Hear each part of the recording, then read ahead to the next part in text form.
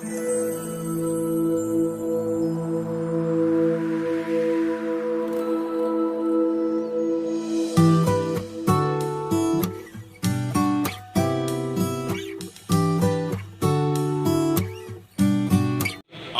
இரட்சகருமாகிய இயேசு கிறிஸ்து என்னும் ஈடு இணையற்ற நாமத்தில் தேவனுடைய ஊழியக்காரனாய் நான் உங்களை வாழ்த்துகிறேன்.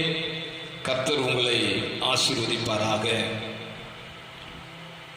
நம்முடைய ஆண்டவர் உயிரோடு கூட இருக்கிறபடியினால் நாமும் உயிரோடு கூட இருக்கிறோம். ஆமென். கடந்த ஒரு சில வாரத்திற்கு முன்பதாக யோபுவின் புஸ்தகத்திலிருந்து ஒரு பகுதியை நம்ம தியானித்தோம்.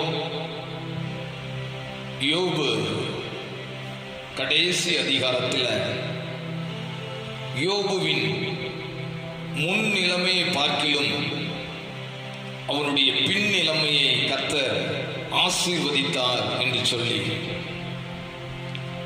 ஆசீர்வாதமான பிரகாசமான மகிமையான அவருடைய முன்னிலைமையை சத்ருவாகிய பிசாசு முற்றிலும் சிதைத்து நாசமாக்கினார். இனி யோபு என்ற ஒரு மனிதன் இல்லவே இல்லை.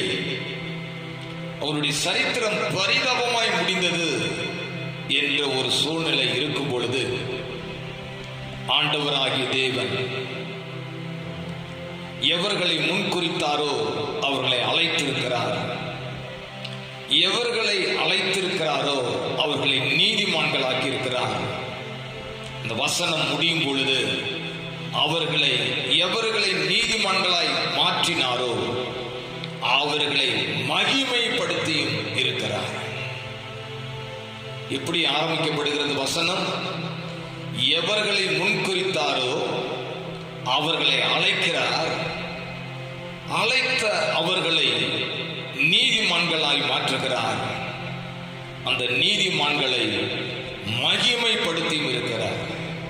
இதுதான் ஆண்டவருடைய வேலை. அதே வண்ணமாக யோபுவினுடைய முடிவை மகிமையாய் கர்த்தர் முடிய பண்ணினார். ஹல்லேலூயா. இப்படிப்பட்ட ஆசீர்வாதத்தை யோபு அடைவதற்கு ஆண்டவர் மட்டும் ஒரு காரணமாய் இருந்து விடவில்லை. இந்த துன்ப சூழ்நிலையிலும் இழப்பின் மத்தியிலும் யோபுவினுடைய பங்களிப்பு மிக மிக முக்கியமானதாய் பைபிள் இருந்திருக்கிறது. அதை தான் நம்ம தியானித்து வருகிறோம். எல்லாவற்றையும் இழந்த சூழ்நிலையில் பிள்ளைகளை, சொத்து சுகங்களை, ஆரோக்கியத்தை, பேர் புகழை இழந்து ரோட்டுக்கு வந்தபோது மனைவி சொல்லுகிறார்கள், நீ தேவனை தூசி, நீ ஜீவனை விடு. ஏனென்றால் இதற்கு அப்புறம் நம்ம வாழ்க்கை ஒரு மகிமை அடைய வாய்ப்பே இல்லை. உன் ஜீவனை விடு. யோபுடைய பங்களிப்பு என்ன? அந்த சூழ்நிலையிலும் ஆண்டவரை ஸ்தோத்தரித்தார். இத்தனை ஆச்சரியமான ஒரு காரியம். கர்த்தர் கொடுத்தார், கர்த்தர் எடுத்தார். கர்த்தருடைய நாமத்திற்கு ஸ்தோத்திரம் என்று சொல்லி அவர் அந்த சூழ்நிலையிலும் தன்னுடைய பங்களிப்பை அளித்தார். இரண்டாவது, அவருடைய நண்பர்கள் எல்லாம் சேர்ந்து அவரை பலவிதத்தில் மனம் அடிவாக்கி வார்த்தைகளினால் அவரை நொறுக்கி தேவன் அவரை நீதிமான் என்று அழைத்திருக்கும் பொழுது துன்மார்க்கருடைய பட்டியலில் அவரை சேர்த்து துன்மார்க்குடைய விளக்கு அணைந்து போகும் என்றெல்லாம் அவருடைய வார்த்தையினால் காயப்படுத்தின பொழுது அவர் சொன்ன வார்த்தை, அவர் என்னை கொன்று போடட்டும், நான் அவர் மேல் நம்பிக்கையாயிருப்பேன். யார் இப்படி இருக்க முடியும்? அதை நம்ம தியானித்தோம். வாழ்ந்திருக்கும் போது வாழ்வுக்கு ஆண்டவர் என்னை வாழ வைக்கட்டும், அவர் மேல நம்பிக்கையா இருக்கிறேன் என்று சொல்லுகிற ஒரு கூட்டம் இருக்கும் போது, அவர் என்னை கொன்று போட்டாலும் அவர் மேல் நம்பிக்கையா இருப்பேன் என்று யோபு இரண்டாவது பங்களிப்பை ஆண்டவருக்கு அளித்தார். இன்னைக்கு மூன்றாவது ஒரு காரியத்தை தியானிக்க போகிறோம். நான் சொல்லுகிறது போல உங்க வீடுகளில் தயவு செய்து உங்க பரிசுத்த வேதாகமத்தை எடுத்து யோபு 19வது அதிகாரம், யோபு 19வது அதிகாரம் 23 நான் வாசிக்கிறேன். நான் இப்பொழுது சொல்லும் வார்த்தைகள் எழுதப்பட்டால் நலமாயிருக்கும். அவைகள் ஒரு புஸ்தகத்தில் வரையறுக்கப்பட்டு அல்லது என்றென்றைக்கும் நிலைக்க அவைகள் கருங்கல்லிலே உளி வெட்டாகவும் ஈய எழுத்தாகவும் பதிந்தால் நலமாயிருக்கும். அந்த எழுத்து என்ன? 25வது வசனம். என் மீட்பர் உயிரோடு கூட இருக்கிறார் என்றும் அவர் கடைசி நாளில் பூமியின் மேல் நிற்பார் என்றும் நான் அறிந்திருக்கிறேன். கவனிக்கிறீங்களா? என்ன சொல்லுகிறார்? என் மீட்பர் எப்படி இருக்கிறார்? உயிரோடு கூட இருக்கிறார். எந்த சூழ்நிலையில் இந்த வார்த்தையை அவர் சொல்லுகிறார்? அதுதான் ரொம்ப முக்கியம். அதை படிச்சா ரொம்ப வேதனையா இருக்கும். எந்த சூழ்நிலையில் சொல்லுகிறார்? 13வது வசனம், அதே 19வது அதிகாரம் 13வது வசனத்திலிருந்து வாசிக்கிறேன். என் சகோதரர் என்னை விட்டு தூரப்படுத்தினார். எனக்கு அறிமுகமானவர்கள் எனக்கு அந்நியராய் போனார்கள். என் பங்கு ஜனங்கள் விலகி போனார்கள். என் சிநேகிதர்கள் என்னை மறந்து விட்டார்கள். அதெல்லாம் கொஞ்சம் உள்வாங்கி சிந்திக்க வேண்டும். என் வீட்டு ஜனங்களும் என் வேலைக்காரிகளும் என்னை அந்நியனாக எண்ணுகிறார்கள். அவர்கள் பார்வைக்கு நான் பரதேசியானேன். நான் என் வேலைக்காரனை கூப்பிடுகிற போது அவன் எனக்கு உத்தரவு கொடான். என் வாயினால் நான் அவனை கெஞ்ச வேண்டியதாயிற்று. என் சுவாசம் என் மனைவிக்கு வேறுபட்டு இருக்கிறது. என் கர்ப்பத்தின் பிள்ளைகளுக்காக நான் பரிதபிக்கிறேன். சிறு பிள்ளைகளும் என்னை அசட்டை பண்ணுகிறார்கள். அவர்கள் எனக்கு விரோதமாய் பேசுகிறார்கள். என் பிராண சிநேகிதர் எல்லாரும் என்னை வெறுக்கிறார்கள். நான் சிநேகித்தவர்கள் எனக்கு விரோதமாய் இருக்கிறார்கள். என் எலும்புகள் என் தோளோடும் என் மாம்சத்தோடும் ஒட்டி கொண்டிருக்கிறது. என் பற்களை மூட கொஞ்சம் தோல் மாத்திரம் தப்பினது. தயவு செய்து இந்த வார்த்தைகளை நீங்க கவனிச்சிருப்பீங்க. ஒரு நேரத்தில் இந்த யோபு எப்படி இருந்தார்? சர்வ வல்லவர் என்னோடு கூட இருந்தார். என் பிள்ளைகள் என்னை சுற்றி என்னோடு இருந்தார்கள். ஆண்டவருடைய ரகசியம் என் கூடாரத்தின் மேல் இருந்தது. அவருடைய பிரகாசத்தினால் நான் இருளை கடந்து போனேன். என் காலை நான் நெய்யினால் கழுவினேன். கண்மலையிலிருந்து எனக்கு எண்ணெய் புறப்பட்டு வந்தது.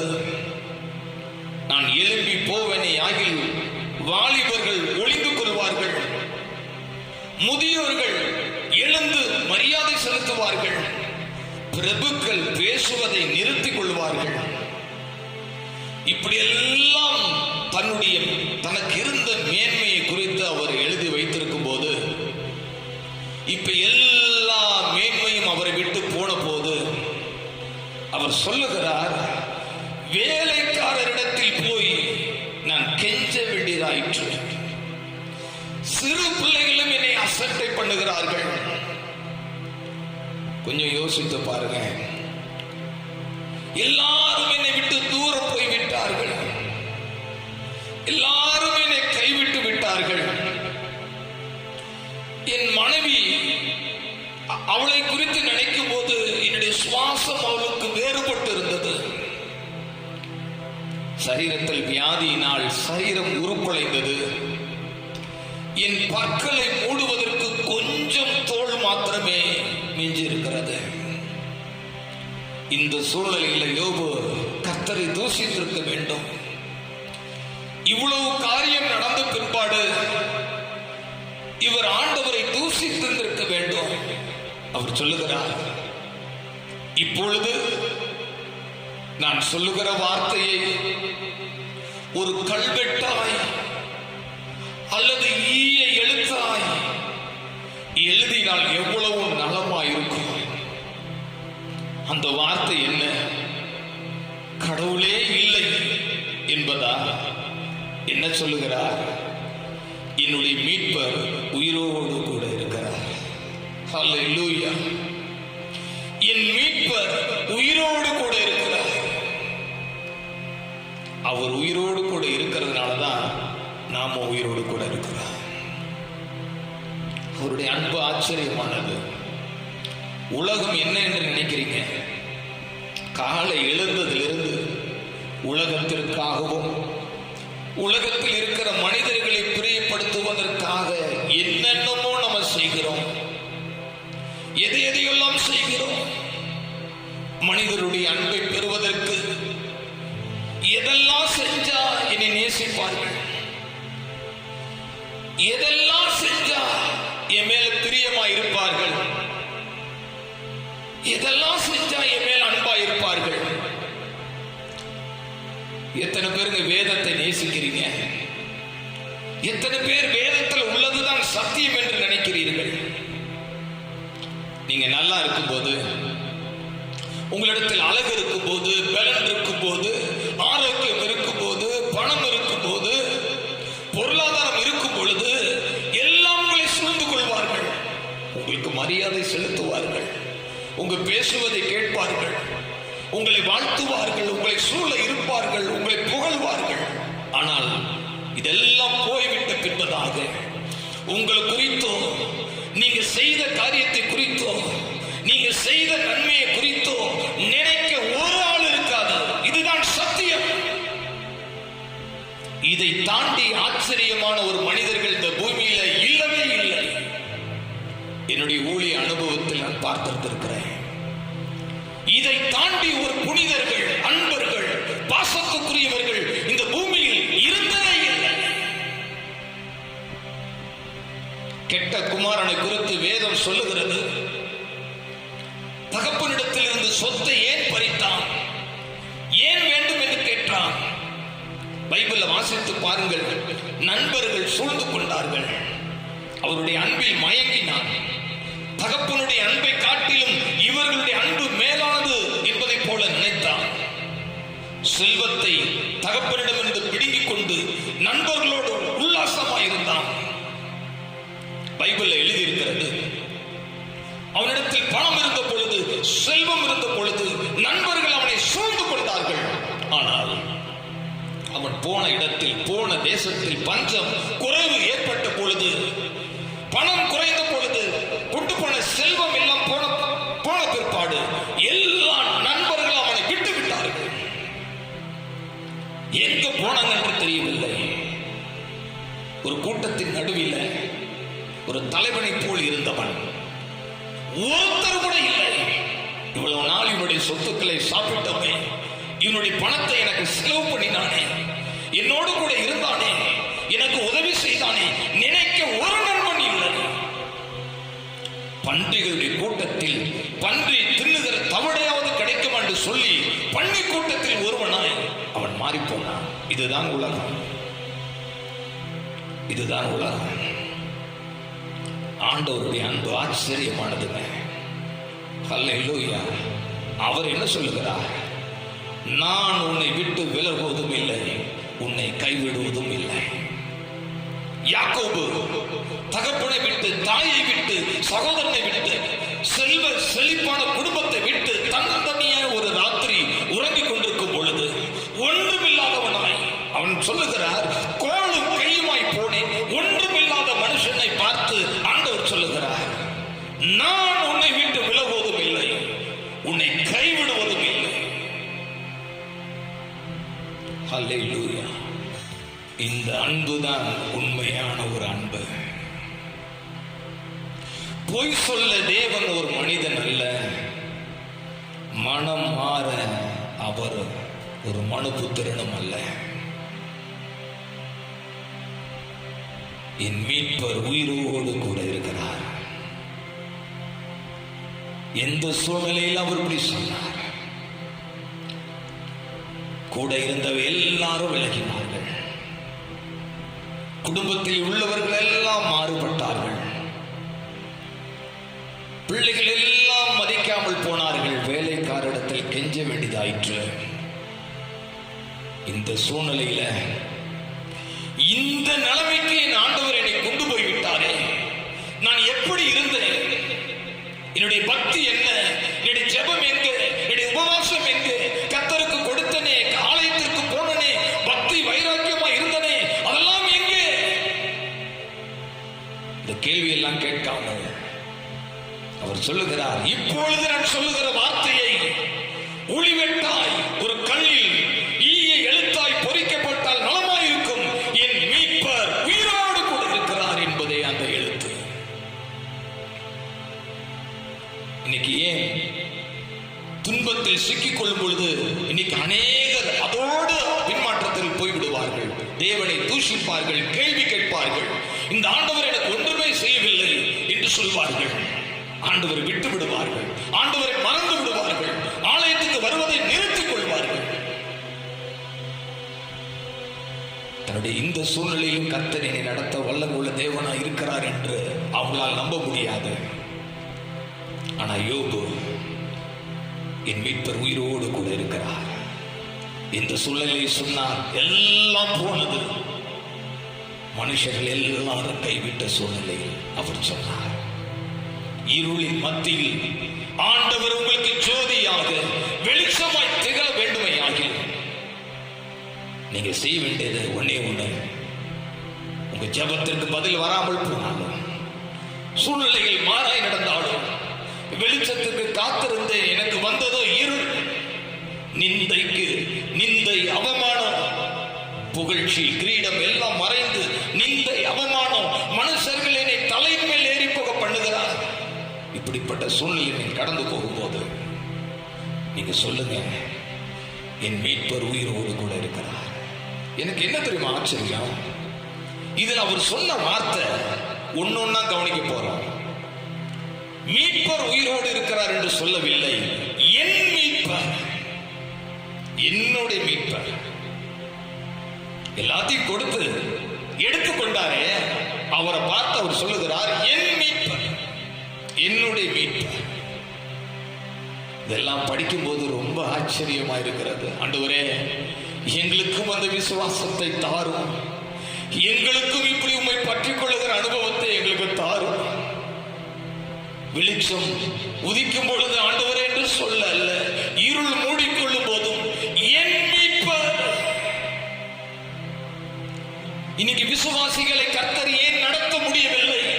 துன்பத்தில் சிக்கிக் கொள்ளும் பொழுது, நிந்தை, அவமானம், போராட்டம், வியாதியில் சிக்கிக் கொள்ளும் பொழுது அதோடு அவங்க வாழ்க்கை முடிந்து விடுகிறது. கர்த்தரால் நடத்த முடிவதில்லை. ஏன்? யோபுவை போல அவங்களால சொல்ல முடியல, என் மீட்பர் உயிரோடு கூட இருக்கிறார். என் மீட்பர். இந்த பகுதியை படிக்கும் போது எனக்கு யாக்கோபு ஞாபகத்திற்கு வந்தார். சாரி, சவுல் ராஜா, இஸ்ரவேலின் முதல் ராஜாவாகிய சவுல். தீர்க்கதரிசியாகிய சாமுவேல் சவுல் ராஜாவை பார்த்து கேட்கிறார், ஆண்டவர் உமக்கு இப்படி ஒரு கட்டளை கொடுத்திருந்தாரே, அமலேக்கியர்களை, அவருடைய உடைமைகள், ஆடு மாடு எல்லாவற்றையும் அழித்து விட வேண்டும் என்று சொல்லியிருந்தாரே, நீ செய்தியா? சவுல் ராஜா சொல்லுகிறார், ஆம் செய்தேன். இப்ப தீர்க்கதரிசி கேட்கிறார், அப்படியானால் என் காதுகளில் விழுகிற ஆடுகளின் மாடுகளின் சத்தம் என்ன? அதற்கு சவுல் ராஜா சொன்ன வார்த்தை பாருங்க, உம்முடைய தேவனுக்கு, என்னுடைய தேவனுக்குன்னு சொல்லல, உம்முடைய தேவனுக்கு. நிறைய நேரத்தில் பைபிள்ல நம்ம படிச்சு ஆண்டவரை கொடூரமானவராக நினைத்துக் கொள்ளுகிறோம். ஒரு சின்ன கீழ்ப்படியாமைக்கா கர்த்தர் விலக வேண்டும்? ஒரு சின்ன கீழ்ப்படியாமையினாலேயா கர்த்தர் ஏதேன் தோட்டத்தை விட்டு ஆதாம் ஏவாளை துரத்த வேண்டும்? இல்லவே இல்லை. நீங்கள் தொடர்ந்து அவருடைய குணாதிசயங்களை பார்க்க வேண்டும். உம்முடைய தேவனுக்கு. உம்முடைய தேவனுக்கு அப்படின்னா என்ன அர்த்தம்? இனி அவருடைய ஆண்டவர் என்னுடைய ஆண்டவர் அவர் அல்ல, உம்முடைய ஆண்டவர். இந்த சவுல் ஆரம்ப நிலை என்ன? ஒரு கழுதையை தேடிக்கொண்டு நாடு நாடாய் அலைந்த ஒரு மனிதன். எதர்ச்சியாய் தீர்க்கதரிசியை சந்திக்கிறார். கழுதை, காணாமல் போன கழுதை குறித்து தீர்க்க தரிசனம் கேட்க போகும் பொழுது நினைத்து கூட பாராத ஆச்சரியமான ஒரு காரியத்தை, வார்த்தையை காதுல கேட்கிறார். அதுதான் என்ன? நீ கழுதையை தேடிக்கிட்டு அலையப்பா, இஸ்ரவேலில் இருக்கிற எல்லா மக்களும் உன்னை அல்லவா தேடுகிறார்கள், நீர் அல்லவா ராஜா. சவுல் அப்ப சொல்லுகிறார், என்னை பார்த்து இப்படி ஒரு வார்த்தை சொல்வானே? பென்யமீன் கோத்திரத்திலேயே என்னுடைய குடும்பம் அற்பமான ஒரு குடும்பம், என் குடும்பம் ஒரு அற்பமான குடும்பம். பென்யமீன் கோத்திரத்திலேயே என் குடும்பம் ரொம்ப அற்பமானது, என்னை பார்த்து இப்படி சொல்வானே? பாருங்க, பூமிக்கு வானத்திற்கும் ஏணி வச்சா இட்டுமா? எங்கேயோ கிடந்த ஒரு மனிதனை தூக்கி ஆண்டவர் கோபுரத்தில் வைக்கிறது போல உயரத்தில் கொண்டு போய் வைத்தார். என்ன செய்திருக்க வேண்டும்? இதற்கு நான் தகுதியா? எங்கேயாவது இந்த நிலைமைக்கு வருவதற்கு என்னுடைய குடும்பத்தின் பின்னணி என்ன? இதெல்லாம் யோசித்து பார்த்து என்னுடைய தேவன், என்னுடைய மீட்பர், என்னுடைய ஆண்டவர் என்று சொல்லி கேட்கிற இடங்களில் எல்லாம் அவன் உரைத்திருந்திருக்க வேண்டும். கொஞ்சம் உயர்வு வந்த உடனேயே, மனிதர்கள் வந்த உடனேயே, ஆசீர்வாதங்கள் வந்த உடனேயே இவன் கேட்கிற கேள்வி, உம்முடைய தேவனுக்கு. உன்னை யார்ப்பா ராஜாவாக்குனா? எங்கேயோ கிடந்த உன்னை ஒரு உயர்ந்த ஸ்தானத்தை இன்னைக்கு கொண்டு வந்து வைத்திருக்கிறாரே, யார் செய்தது? நான் ஊழியத்தில் பார்த்திருக்கிறேன். ஆரம்ப நிலைமை ஒன்றுமில்லாமல் இருக்கும். கர்த்தரை அவ்வளவாய் தேடுவார்கள், அழுவார்கள், எல்லா ஜெப கூட்டங்களிலும் பங்கு பெறுவார்கள். அவங்க பேச்சு தாழ்மையா இருக்கும், அவங்களுடைய பார்வை தாழ்மையா இருக்கும், அவங்க நடந்து கொள்ளுகிற கிரியைகள் தேவனுக்கு உகந்ததா இருக்கும். கொஞ்சம் ஆசீர்வாதம் வந்த உடனே, கொஞ்சம் மேன்மை வந்த உடனே அவங்களுடைய செயல்கள் எல்லாம் வித்தியாசமாக. ஏன் கர்த்தர் நடத்த முடியவில்லை? ஏன் கர்த்தர் நடத்த முடியவில்லை? யோபு சொல்லுகிறார்,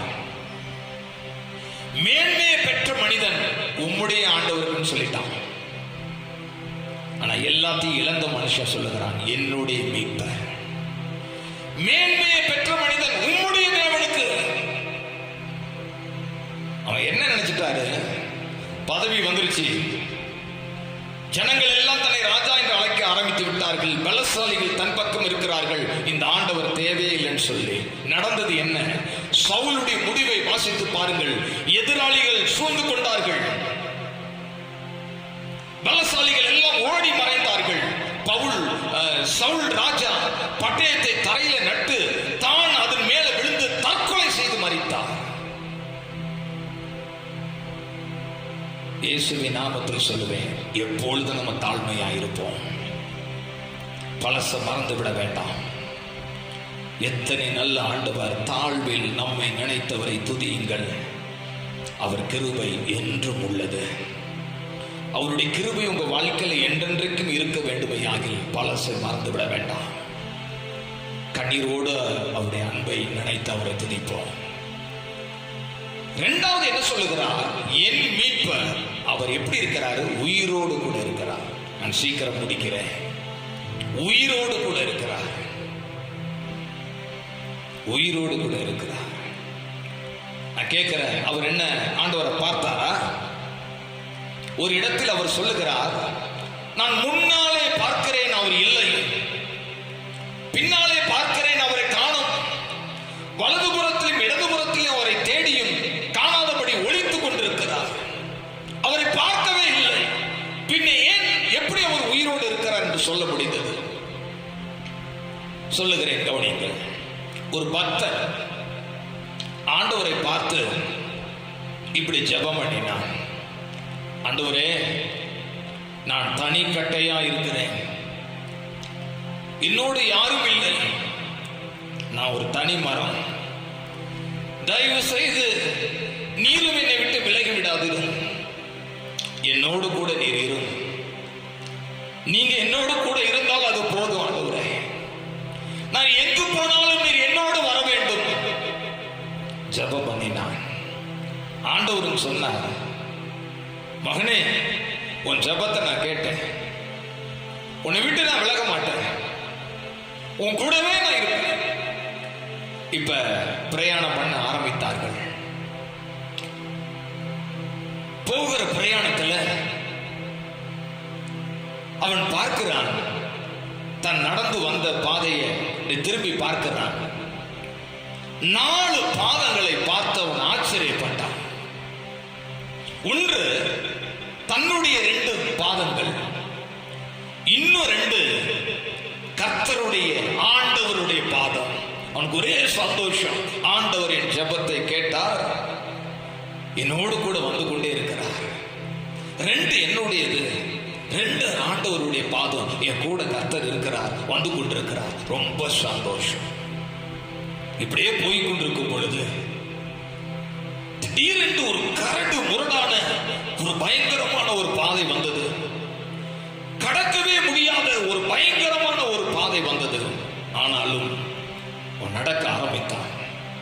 என்ன தைரியம், என்னோடு கர்த்தர் வந்து கொண்டிருக்கிறார், அவர் பார்த்துக் கொள்வார், இந்த கடினமான நிலைமையை நான் தாண்டி சொல்லுவேன், கர்த்தர் எனக்கு உதவி செய்வார்.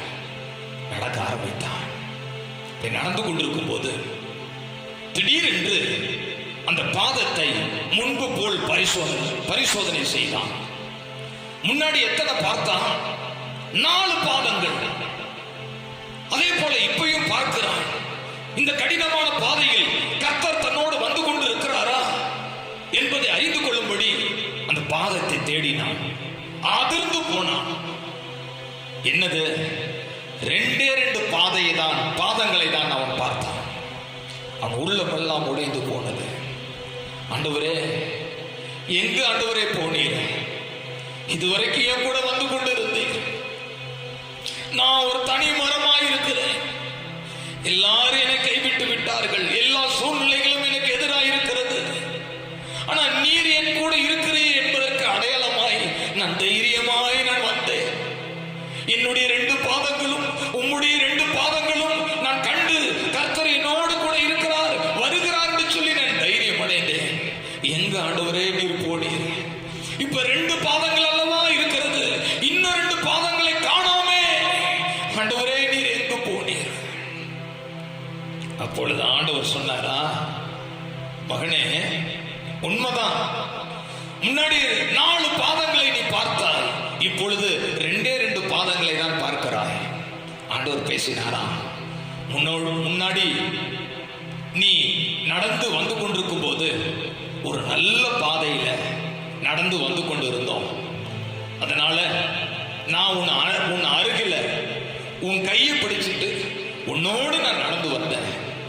ஆனா இப்பொழுது நீ கடக்கிற இந்த பாதை ரொம்ப கடினமானது, பாறை நிறைந்தது, முட்கள் நிறைந்தது, சேறு சகதிகள் நிறைந்தது, பள்ளங்கள் நிறைந்தது. இந்த பாதையில உன்னால கடக்க முடியாது. உனக்கு அந்த பலன் இல்லை, உனக்கு அந்த திராணி இல்லைன்னு எனக்கு தெரியும்.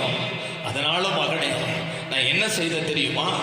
இந்த கரடு முரடான பாதையில என் பிள்ளையால் நடக்க முடியாது, என் மகனால் நடக்க முடியாது, என் மகளால் நடக்க முடியாது என்பதை அறிந்து உன்னை தூக்கி என் தோளில் வைத்துக் கொண்டேன். உன்னை தோளில் வைத்துக் கொண்டு நான் உன்னை சுமந்து கொண்டிருக்கிறேன். இந்த 2 பாதங்களை பார்த்து இது என்னுடைய பாதம், நான் என்னை தனியாக கர்த்தர் விட்டு விட்டார் என்று சொன்னாயே, அது உன்னுடைய பாதம் அல்ல. நீ பார்க்கிற இந்த 2 பாதங்கள் என்னுடையது, என்னுடையது, என்னுடையது. அந்த மனுஷன் அழத் தொடங்கினானா. ஓ ஹல்லேலூயா, thank you glorious Jesus. இந்த பகல் நேரத்தில் இயேசுவின் நாமத்தில் நீங்கள் கடந்து வந்த பாதைகளை தயவு செய்து திரும்பி பாருங்கள். உங்க வாழ்க்கையின் பிரச்சனைகள் நேரிட்ட நேரத்தில், துன்பங்கள் நேரிட்ட நேரத்தில், பயங்கரமான நிந்தை, அவமானங்கள், போராட்டங்கள், மனுஷருடைய பரியாசங்கள், இனி இதை எப்படி சந்திக்க போகிறேன், எப்படி இதை கடக்க போகிறேன், ஐயோ என்னுடைய வாழ்க்கை முடிந்தது என்ற சூழ்நிலைகள் உங்க வாழ்க்கையில் வந்தது. கொஞ்சம் யோசித்து பாருங்க, எப்படி இதெல்லாம் தாண்டி வந்தீங்க, எப்படி ஒண்ணா நீங்க தாண்டினீங்க, எப்படி இந்த கடன் எப்படி மனுஷனுடைய நிந்தை அவமானத்திற்கு இடையில் சிக்கி தவித்து நீங்கள் எப்படி அதை கடக்க முடிந்தது? கொஞ்சம் திரும்பி பாருங்க. நீங்களா கடந்து வந்தீங்க? உங்களை அவர் தோளில் தூக்கி சுமந்தார். ஓ ஹல்லேலூயா! அவருடைய பிரசன்னத்தை அதிகமாய் உணர்ந்தீர்கள். ஹல்லேலூயா! என் மீட்பர் உயிரோடு கூட இருக்கிறார் என்று யோபுவால் எப்படி சொல்ல முடிந்தது? அவர் உணர்ந்தார்.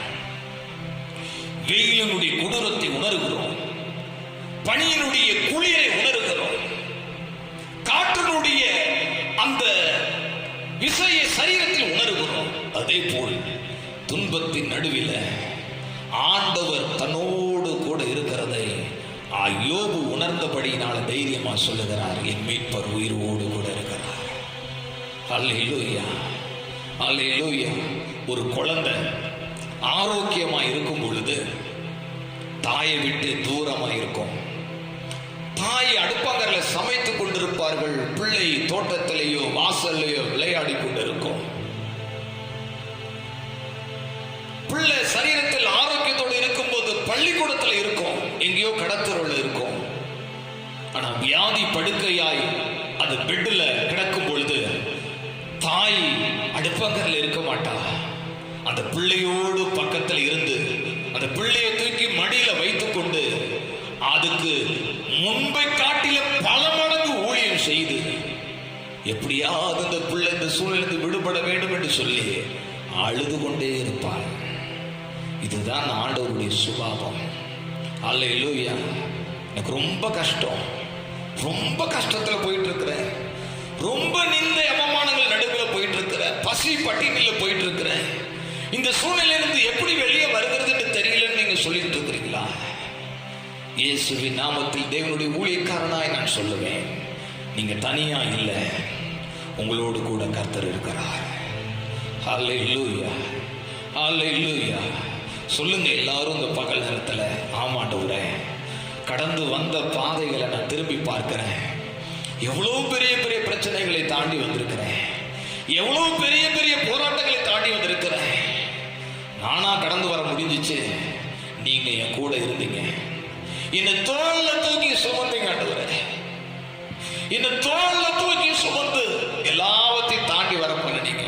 அப்படியானால் இப்ப இருக்கிற இந்த சூழ்நிலையும் ஆண்டவர் தாண்டி வர செய்வார். ஏனென்றால் அன்னைக்கு தோளில தூக்கி சுமந்த கர்த்தர் இன்னைக்கு உங்களை விட்டு விடுவாரோ, தவிக்க விட்டுருவாரோ, தனிக்கட்டையாய் விட்டுருவாரோ? அவர் சொல்லுகிறார், பயப்படாதே, உன்னை மீட்டுக் கொண்டேன், உன்னை பேர் சொல்லி அழைத்தேன், நீ என்னுடையவன், நீ என்னுடையவன்.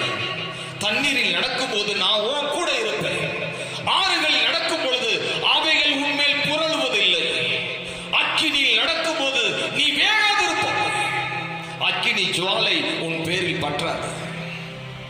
ஹல்லேலூயா, ஹல்லேலூயா. நமக்கு தெரிந்த ஒரு பாடல் பாடி ஆண்டுடைய நாமத்தை மகிமைப்படுத்தி முடிப்போமா?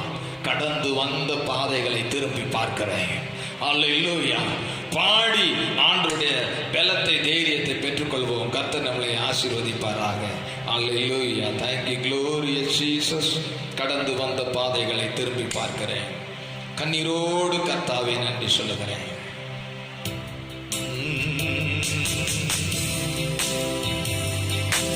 Thank you Jesus, glory to God.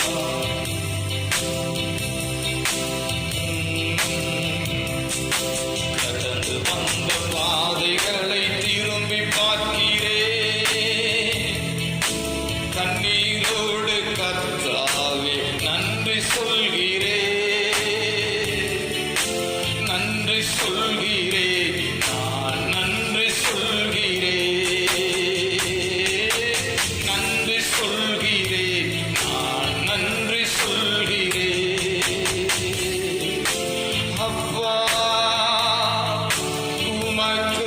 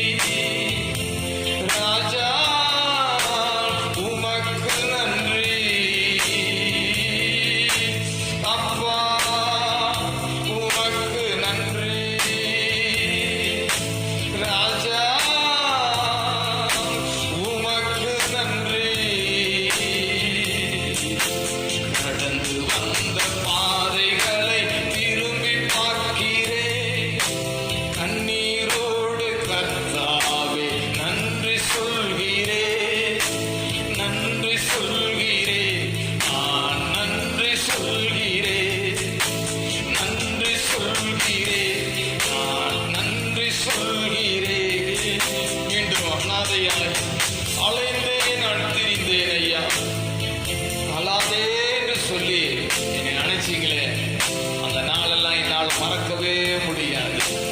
ஹல்லேலூயா, ஹல்லேலூயா.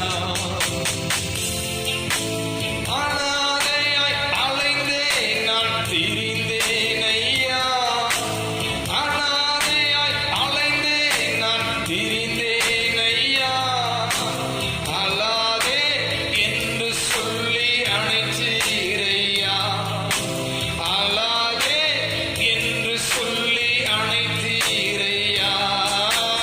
அப்பா உமக்கு நன்றி, ராஜா உமக்கு நன்றி, அப்பா உமக்கு நன்றி, ராஜா உமக்கு நன்றி.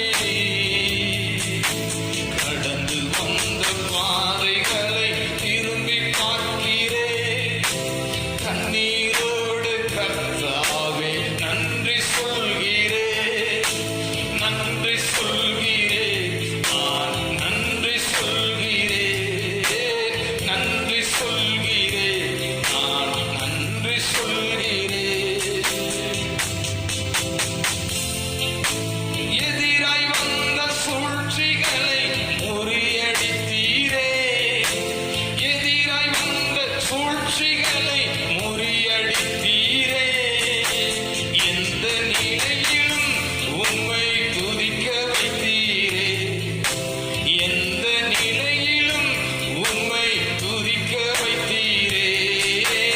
அப்பா உமக்கு நன்றி, ராஜா உமக்கு நன்றி,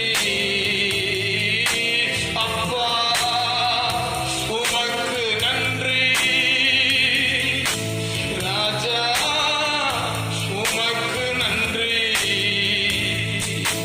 கடந்து வந்த பாதைகளை திரும்பி பார்க்கிறேன், கண்ணீரோடு கர்த்தாவே நன்றி சொல்கிறேன், நன்றி சொல்கிறேன், நான் நன்றி சொல்கிறேன். கடந்து வந்த பாதைகளை திரும்பி பார்க்கிறேன், கண்ணீரோடு கர்த்தாவே நன்றி சொல்கிறேன், நன்றி சொல்கிறேன், நான் நன்றி சொல்கிறேன், நன்றி சொல்கிறேன், நான் நன்றி சொல்கிறேன். அப்பா உமக்கு நன்றி, ராஜா உமக்கு நன்றி, அப்பா உமக்கு நன்றி. Glory to God. Thank you. ஆண்டவரை இப்படி உயர்த்தி பாட பாட கடந்து வந்த பாதைகளை நான் திரும்பி பார்க்கிறேன் என்று சொல்லி பாட பாட ஆண்டவருடைய பிரசன்னம் உங்களை நிரப்புகிறது. ஹல்லேலூயா. இப்ப நீங்க சொல்ல முடியும், என் மீட்பர் உயிரோடு கூட இருக்கிறார். அன்னைக்கு இந்த துன்ப பாதையில என்னை கைவிடாமல் என்னை தூக்கி சுமந்து எல்லாவற்றையும் கடந்தேன் என்று சொல்லி இப்பொழுது என்னை பாட வைக்க முடியுமே ஆகில், இப்ப இருக்கிற சூழ்நிலையில நான் தனியாய் அல்ல, என்னை அவர் தோளில் சுமந்திருக்கிறார். இந்த துன்ப பாதையில் நான் தனியாய் அல்ல, அவரோடு கூட அல்ல, அவருடைய தோளில் நான் அமர்ந்திருக்கிறேன். என்னை அவர் தூக்கி சுமக்கிறார். கற்பனை பண்ணி பாருங்க, தகப்பனுடைய தோளில் நான் இருக்கிறேன், அப்பாவுடைய தோளில் நான் இருக்கிறேன், அவர் சுமந்து கொண்டிருக்கிறார். அதனால இந்த துன்பத்துல நான் தாண்டி வருவேன். இதுவரைக்கும் என்னை கடக்க பண்ணினவர் இனியும் என்னை கடக்க பண்ணுவார், இனியும் என்னை கடக்க பண்ணுவார். எவர்களை முன்குறித்தாரோ அவர்களை அழைத்திருக்கிறார், எவர்களை அழைத்தாரோ அவர்களை நீதிமான்களாக்கி இருக்கிறார், எவர்களை நீதிமான்களாய் மாற்றினாரோ அவர்களை மகிமைப்படுத்தி இருக்கிறார். இயேசுவின் நாமத்தில் உன் வாழ்க்கையின் முடிவு என்ன? மகிமை, மகிமை, மகிமை. நல்ல கர்த்தரை துதிப்போம். உங்க வீடுகளில் ஆண்டவரை துதிங்க. இயேசுவின் நாமத்தில் தேவனுடைய ஊழியக்காரனாய் இதை கேட்கிற ஒவ்வொருடைய உள்ளத்திலும் ஒவ்வொருடைய இல்லத்திலும் ஆண்டவருடைய பிரசன்னம் உச்சம் தலை முதல் உள்ளம் கால் வரை இப்பொழுது இறங்கி உங்களை பற்றிக் கொள்கிறது. ஹல்லேலூயா. நான் உன்னை விட்டு விலகவும் இல்லை, உன்னை கைவிடவும் இல்லை என்று சொன்ன ஆண்டவர் பிரசனத்தினால் உங்களை நிறைத்துக் கொண்டிருக்கிறாரே, அவரை துதிப்போம், அவரை துதிப்போம். என் மீட்பர் உயிரோடு கூட இருக்கிறார். என் மீட்பர் உயிரோடு கூட இருக்கிறார். உயிரோடு கூட இருக்கிறார். பார்க்கல, அவர் உணர்ந்தார். துன்பத்தின் நடுவில் மனிதர்கள் உன்னோடு கூட இருக்க மாட்டார்கள். வேதத்தில் சொல்லப்பட்டதை தாண்டி மனிதர்களை நீங்க நம்ப வேண்டிய அவசியம் இல்லை. அல்லேலூயா. அப்படிப்பட்ட மனிதர்கள் எங்கும் இல்லை. மனிதர்களைப் போல ஓடி ஒழிய மாட்டார். உன் குடும்பத்தில் உள்ளவர்களைப் போல, உன் நண்பர்களைப் போல, உன் சகோதர சகோதரர்களைப் போல, உன் பிராண சிநேகிதர் போல ஓடி ஒழிந்து கொள்ள மாட்டார். உன் அவர் தூக்கி சுமப்பார். எத்தனை நல்ல ஒரு ஆண்டவர்.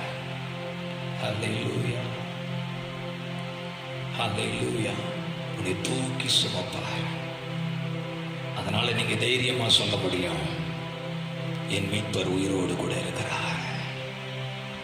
என் மீட்பர் உயிரோடு கூட இருக்கிறார். அதனால என்னுடைய முடிவு எப்படிதான் இருக்க போகுது? மகிமை, மகிமை. முன் நிலைமையை காட்டிலும் பின் நிலைமையை கர்த்தர் ஆசீர்வதிப்பார். முன்னாடி யோபு என்ன சொன்னாரு? அவருடைய பிரகாசம் என்னுடைய சிரசின் மேல் இருந்தது, அது மீண்டும் கர்த்தர் தருவார். அவர் தந்த அருளின பிரகாசத்தினால், வெளிச்சத்தினால் இருளை கடந்தேன், நீங்கள் நடப்பீர்கள். என் பாதத்தை நெய்யினால் கழுவினேன். கண்மலையிலிருந்து எனக்கு எண்ணெய் புறப்பட்டு வந்தது. சர்வ வல்லவர் என்னோடு கூட இருந்தபடியினால் என் பிள்ளைகள் என்னை சுற்றி இருந்தார்கள். நடக்கும். முன்னாடி நான் எழுந்து போகும் பொழுது பிரபுக்கள் பேசுவதை நிறுத்திக் கொள்வார்கள். முதியோர்கள் எழும்பி மரியாதை செலுத்துவார்கள். வாலிபர்கள் ஓடி ஒளிவார்கள். அந்த கணம், அந்த மகிமை, அந்த பிரகாசத்தை கர்த்தர் மீண்டும் உங்களுக்கு தருவார். பிசாசுடைய பொய்யை நம்பாதீங்க, முறுமுறுத்துறாதீங்க, தூசிச்சிடாதீங்க, கேள்வி கட்டுறாதீங்க, பின்வாங்காதீங்க, கர்த்தரை விட்டு விடாதீங்க. அவரை பற்றிக் கொள்ளுங்க. அவரை அண்டிக் கொள்ளுகிற யாவரும் பாக்கியவான்கள். ஹல்லேலூயா. ஆண்டவரை பார்த்து சொல்லுங்க, என்ன வந்தாலும் நாம நம்புவோம்ப்பா. ஹல்லேலூயா. என்ன வந்தாலும் உண்மை நம்புவேன், நான் உங்களை விட மாட்டேன். தாழ்வில் என்னை நினைத்தவங்க நீங்க, எல்லாரும் ஓடி மறைந்து இல்லாத நேரத்தில் என்னோடு கூட வந்தவங்க நீங்க. என் இன்பம் துன்பம் எல்லாத்திலையும் என்னோடு பங்கு பெற்ற என் நேசர், என் ரட்சகர், உங்களை நான் எந்த இடத்துல விட்டுக் கொடுக்க மாட்டேன். இந்த துன்ப சூழ்நிலைகளும், நிந்தையிலும், அவமானத்திலும், பொருளாதார நெருக்கத்திலும், இல்லாமையிலும் கர்த்தரை கேள்வி கேட்காமல் கடந்து வந்த பாதை திரும்பி பார்த்து என்னை தோளில் தூக்கி சுமந்து வந்த ஆண்டவர் இந்த சூழ்நிலையும் கடக்க பண்ணுவார் என்று நினைத்து என் மீட்பர் உயிரோடு கூட இருக்கிறார் என்று அறிக்கை பண்ணி உங்க பங்களிப்பை செலுத்துங்கள். உங்கள் முன்னிலைமை பார்க்கும் பின்னிலைமை ஆசீர்வாதமாய் முடியும் என்பது சத்தியமே சத்தியம். கர்த்தர் உங்களை ஆசீர்வதிப்பாராக. God bless you. ஆமென்.